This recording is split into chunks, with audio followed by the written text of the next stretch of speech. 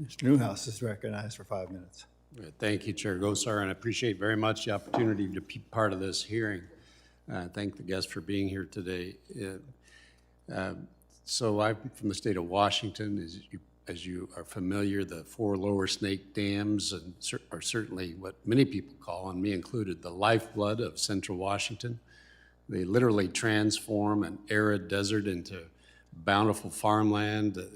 They provide irrigation, an agricultural industry, navigation, flood control, a source of clean, renewable, CO2-free power throughout the region, and so they're very important. And to ensure their continued success, I've consistently engaged with many people throughout the region that represent utilities, public power, hydropower, certainly water groups, many groups that are impacted and benefit from the presence of the dams.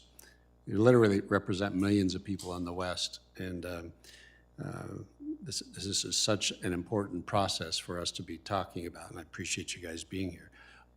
The common theme, all of these groups consistently raise the same concerns that they have within the CRSO process, the Columbia River System operations, that the CEQ, the Council on Environmental Quality, has not adequately involved them.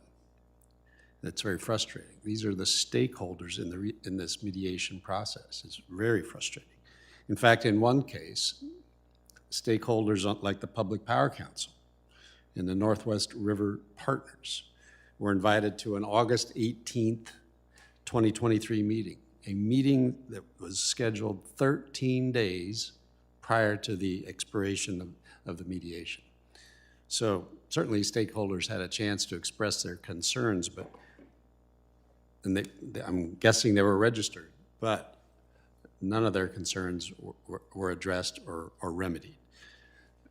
I was very excited when I came in the room and I saw that the name tag for Chair Mallory of the CEQ was there, and I apologize, Mr. Loyola, I mistook you for Mr. Mallory.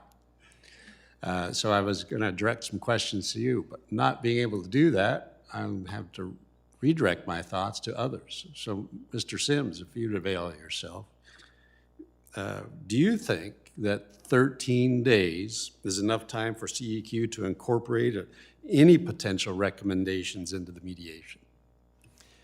Congressman Newhouse, good morning. 13 days is certainly not enough for CEQ to incorporate our input.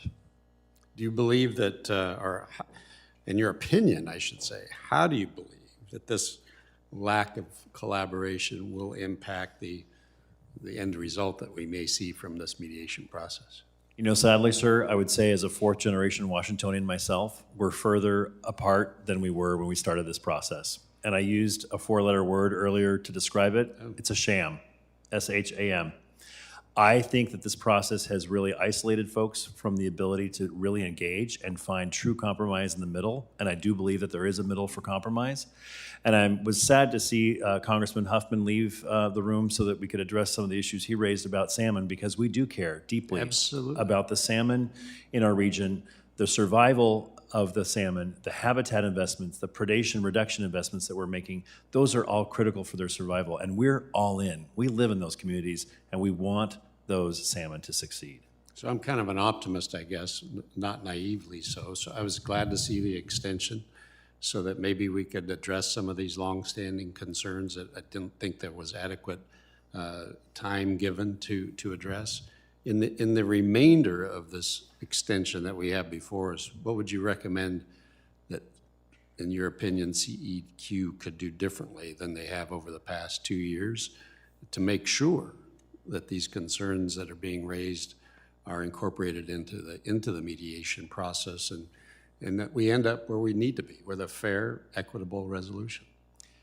Well, sir, I'm looking at the clock and seeing there's probably a long list of things that could happen, but I would say first and foremost is there probably needs to be some reading and some studying done at CEQ, and that is the current record from the U.S. government about where the government landed on the future of the Columbia River System, which was the CRSO EIS from September of 2020.